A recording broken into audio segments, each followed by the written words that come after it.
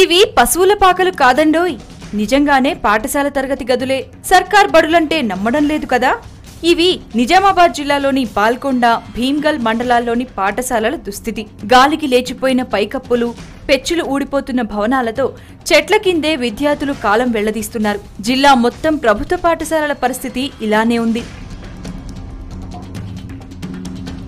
బాల్కొండ, భీమ్గల్ మండలాల్లోని ప్రభుత్వ పాఠశాలలను గమనిస్తే ఇవి పశువుల పాకలన్న అనుమానం కలగకమానదు.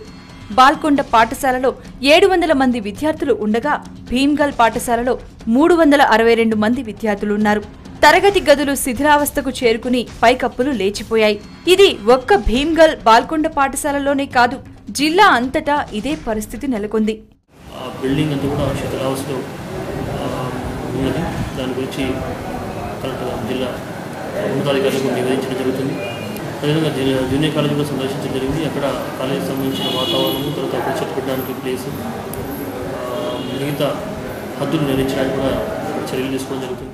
కామారెడ్డి నియోజకవర్గంలోని పాతరాజంపేట్, శ్రీరామ్ నగర్ కాలనీల పరిస్థితి మరీ అధ్వానంగా మారింది. క్లాస్ రూముల్లో విద్యార్థులపై పెచ్చులు ఊడిపడడంతో ఒకే చెట్టు కింద 2 3 తరగతులు నిర్వహిస్తున్నారు. బాల్కొండ నుంచి ప్రాతినిధ్యం వహించిన ఆర్కుల రాజారాం 25 ఏళ్ల పాటు మంత్రిగా పనిచేయగా 4 పర్యాయాలు ఎమ్మెల్యేగా గెలిచి స్పీకర్ పదవిని చేపట్టిన కేఆర్ సురేష్ రెడ్డి, మాజీ మంత్రి షబ్బీర్ అలీ, గంప గోవర్ధన్ వంటి ప్రముఖులు ఇక్కడి నుంచి ప్రాతినిధ్యం వహించినా ఈ పాఠశాలలను పట్టించుకునే నాథుడే కరువయ్యాడు.